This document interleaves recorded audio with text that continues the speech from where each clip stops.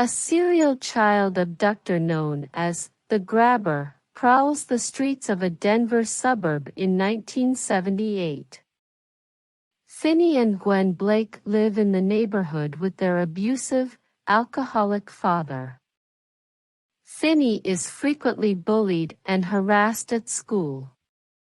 He has a friendship with a classmate named Robin, who protects him from bullies. The Grabber kidnaps Bruce, a boy Finney knew from another school. Gwen, who, like her late mother, has psychic dreams of Bruce's kidnapping and sees him being taken by a man in a black van with black balloons. Detectives Wright and Miller question Gwen but are skeptical of her claims.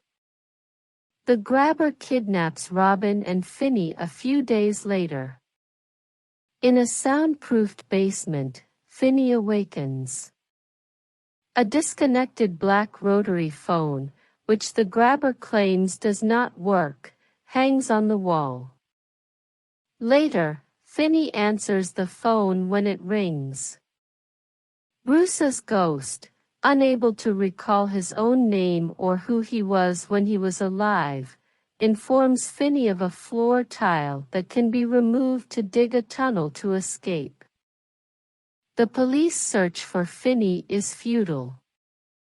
The Grabber brings Finney's food and leaves the basement door unlocked. Finney is about to sneak out when he is stopped by another boy on the phone named Billy. He explains that this is a game that the Grabber enjoys, and that if Finney leaves the basement, he will attack him with a belt from upstairs. Billy instructs him to use a cord he discovered to escape through the basement window. Finney breaks the window bars while climbing, preventing him from climbing back up. Gwen has a dream about Billy being kidnapped and tells her father about it. Wright and Miller speak with Max, an eccentric man who is visiting his brother in the area. Finney is being held in Max's basement, which he is completely unaware of, and the Grabber is his brother. After an agitated exchange with the Grabber in which he tests Finney's honesty, he appears to have let Finney go. Finney is on the phone with another of his victims, Griffin. Griffin shows Finney a lock combination and informs him that the Grabber has passed out upstairs. Finney sneaks upstairs and unlocks the door, but the Grabber's dog detects his escape. Finney flees down the street, but is apprehended.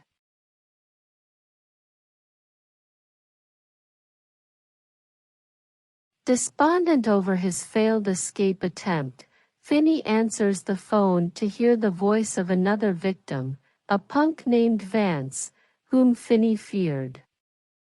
Vance tells Finney about a connecting storage room where he can escape by breaking a hole in the wall and exiting through the freezer on the other side of the wall. Finney makes a hole in the back of the freezer with a toilet tank cover, only to discover that the freezer door is locked. The phone rings again, this time with Robin on the other end of the line. He consoles Finney and urges him to stand up and fight for himself. He tells Finney to take out the phone receiver and pack it with the dirt he dug up to use as a weapon.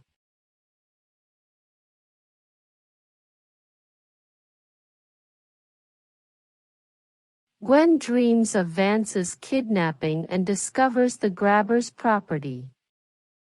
She locates the residence and contacts Wright and Miller.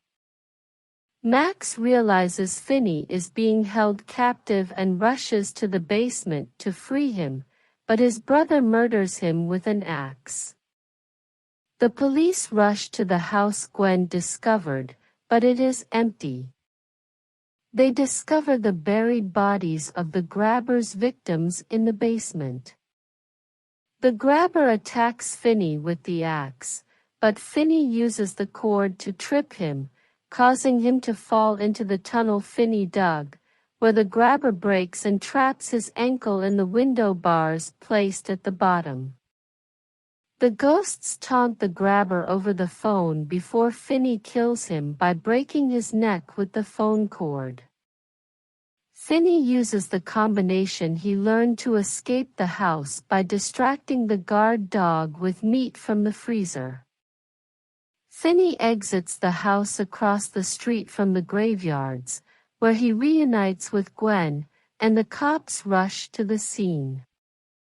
As their father arrives and apologizes for his treatment, the siblings console each other. Back at school, a confident Finney sits in class next to his crush. Please subscribe my channel. Thanks for watching.